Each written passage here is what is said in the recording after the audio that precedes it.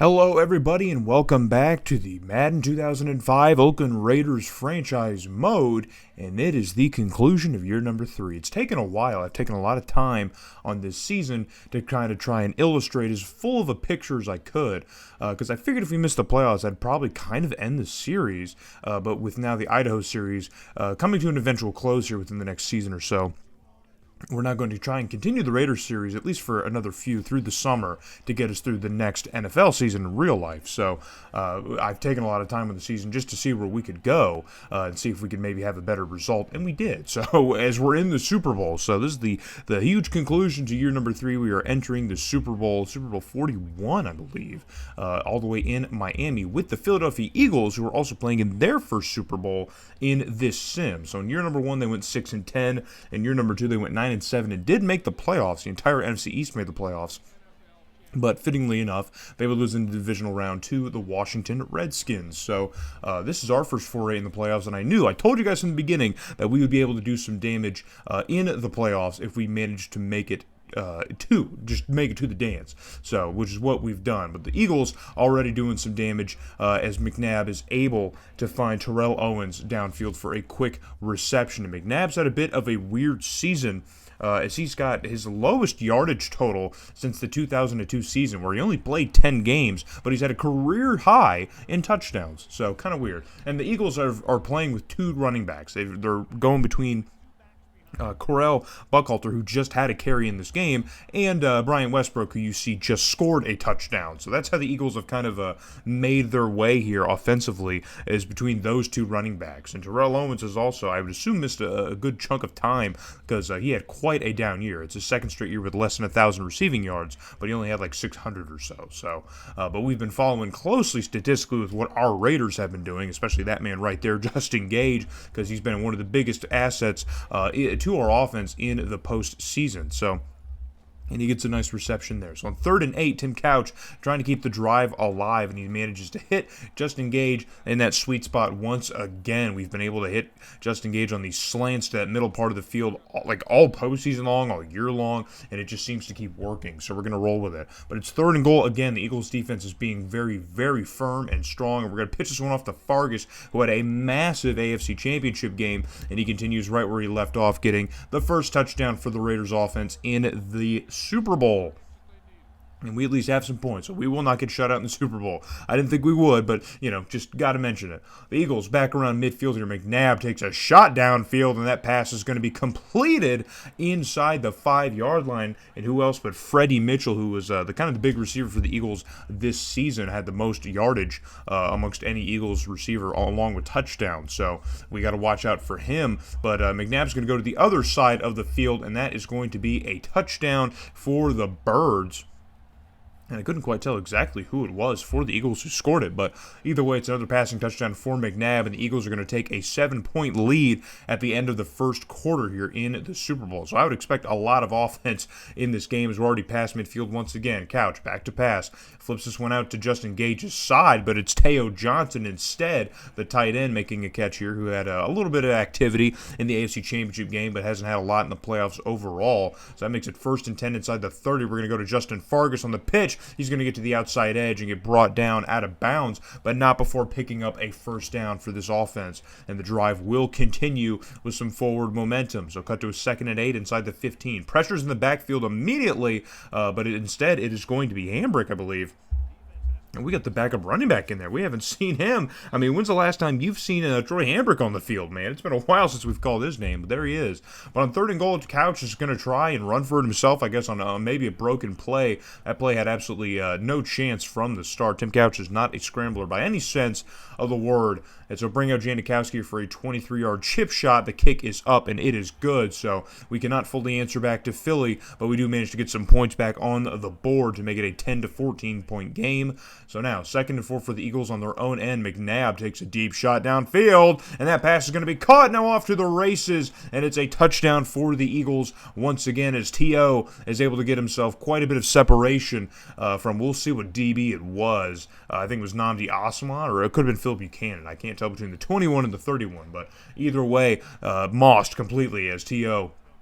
is free as a bird, free as an eagle into the end zone. So the Eagles take a 21-10 lead, and now Tim Couch is starting to make some mental mistakes here as he throws another interception. Under some pressure, of course, takes a huge shot after making that errant throw, but the Eagles will take over in favorable field position here around midfield. McNabb under some pressure has to get rid of it, takes a shot downfield, and it's going to be caught all the way down inside the red zone as the Eagles now have turned an interception into a red zone opportunity. But now fast forward to a 3rd and goal. Our defense is doing everything they can to keep points off the board, and they are unable to do so, as it looks like Freddie Mitchell is going to get another touchdown for the Eagles. And we're going to get another look at things here. Get a look at the route that he ran. And, running along that back end. Now, we've seen the game's not penalizing for running out of bounds for a touchdown catch, apparently. So, they can just do that. But now we are down 28-10 to the Eagles here in the Super Bowl. We got to get something going. And Justin Gage understands that assignment perfectly. And he's off to the races into the end zone. And he's going to get us a nice little boost on offense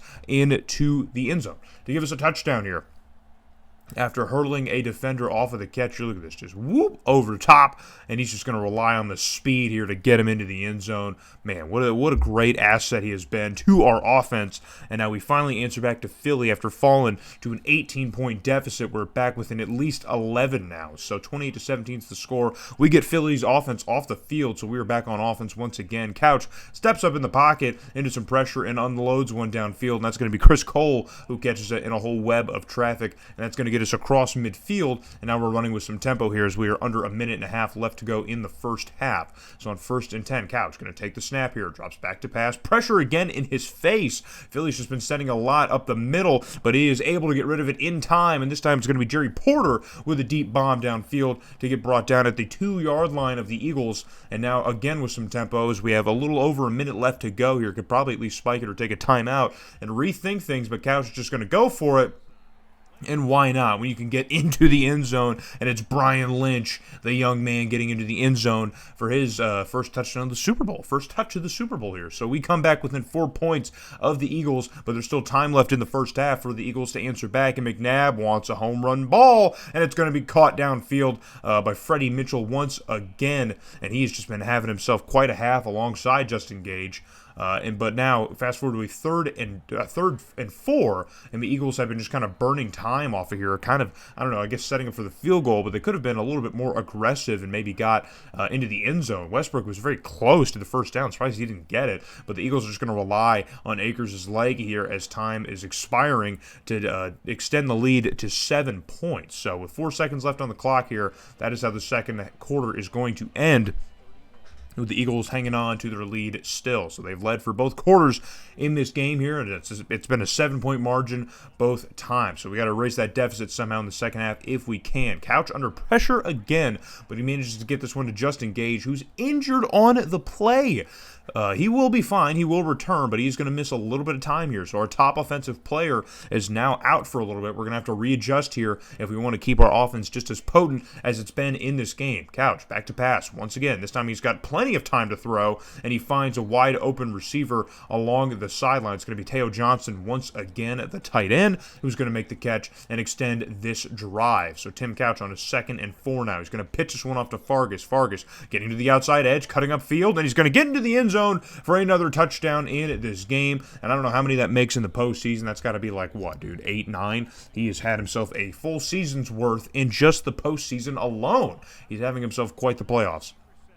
So we were tied up at 31. Our defense manages to get the ball back from the Eagles once again. And now it's Brian Lynch toe-tapping along the sidelines and staying in bounds to get upfield for another first down, man. Great athletic play from Brian Lynch. We haven't seen a lot of that, but it's good.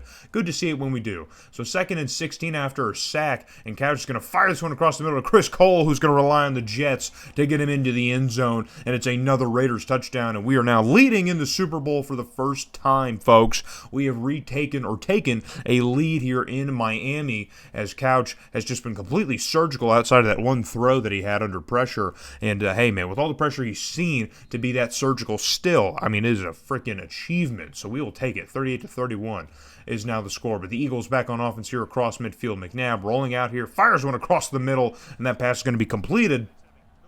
as he's going to get sandwiched between two defenders, and that's going to be Todd Pinkston. We're going to call his name for the first time. He's been pretty productive for the Eagles this year, but it's his first touch here in the Super Bowl, at least that we've seen. He's probably caught another one. I've just miscalled out his name. But McNabb tries to go to T.O. in the back of the end zone on third down, and that pass is incomplete. So bring out Akers for a field goal attempt, and this will get the Eagles within 4 points of us, and the kick is good. So 34-38 is now the score here in the Super Bowl. We're still hanging on to our lead here. Got to at least score and maybe pad the lead a little bit. So on 2nd and 10, Couch back to pass here. Still has a good pocket in front of him. Unloads one downfield, and that pass is going to be completed. And who else, baby, but Justin Gage. Has a bruised elbow, but he is still in here making plays, baby. So just getting close to 30 seconds left in the third quarter. Couch unloads one to Teo Johnson. Once again, another first down. So Teo Johnson's been pretty helpful in keeping the pressure defensively off of our top two receivers. But we still haven't seen a lot of Jerry Porter in this game,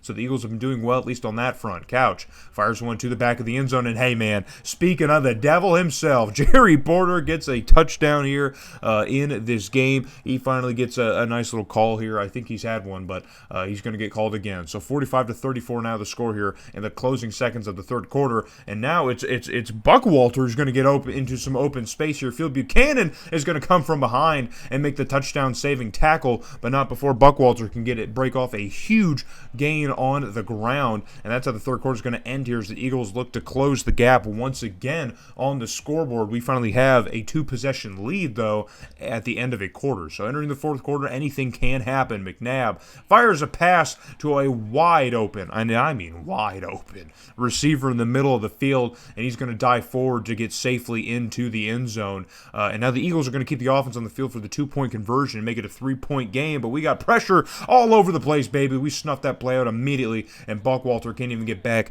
to the line of scrimmage, and so the Eagles fail their 2-point conversion, keeping it a 5-point game. So we're still in control. Couch across the middle.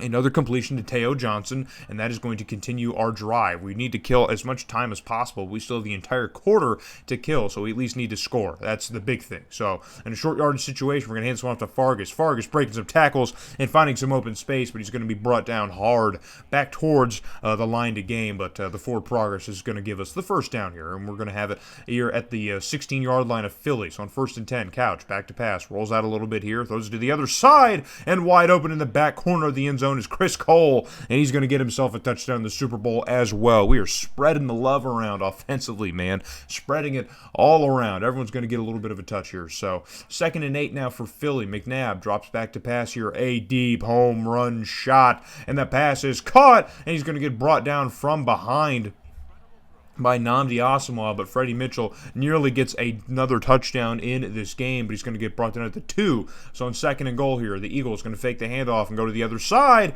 and that pass is going to be made, or completed rather, by T.O. in the back corner, and Phil Buchanan unable to break that play up. We're going to get another look at it here because this is a beautiful pass from McNabb, and T.O. going to run out of the back of the end zone, but apparently that's legal. Apparently you can do that. Apparently in Madden 2005, that is legal. So 52-47 is the score here. I believe the Eagles, no, they didn't go for the 2-point. I thought they did, but under 2 minutes now, out of the 2-minute warning, we were just trying to kill clock, and Maurice Norris can't get to the first down sticks from 3rd and 12. So the Eagles now have over a minute here left to work to try and take the lead as we just let the time run. They didn't call timeout on 4th down, so we just let the time run on the punt to get down to a minute, but now the Eagles have plenty of time to retake the lead here, where it's not a 7-point game. The Eagles can win the game with a touchdown, and they are now moving quickly here with some tempo as they get another first down. So they've now worked their way in to our territory pretty handsomely here. So it's 1st and 10 here, 48 seconds ticking away. McNabb back to pass here.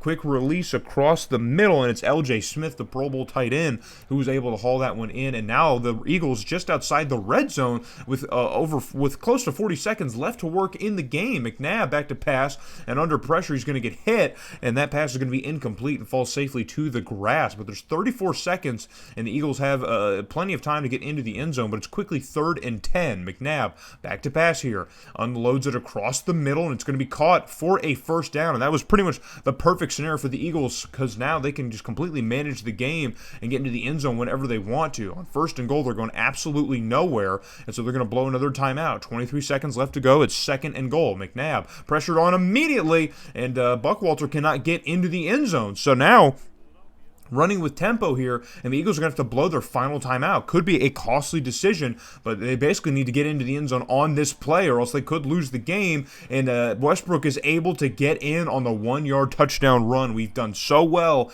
with goal to go, or actually it's Buckwalter who's going to get the go-ahead touchdown for the Eagles here late in the game. Only 19 seconds were on the clock, but now the Eagles take the lead with this late-game touchdown, and we have just completely found ourselves with our pants down. So they're going to go for the 2-point conversion to make it a 3-point game, and that pass is broken up, so it's going to be no good. So we can win the game with a field goal with 18 seconds. Now, we've seen big plays happen in this game in Madden 2005, so can we get a miracle play here in the last 16 or so seconds? Couch, first pass is going to be broken up, and so now we're going to have to rely on 2nd down here with 13 seconds left to go. Man, we've led for the entire 4th quarter, and now it's all coming undone here.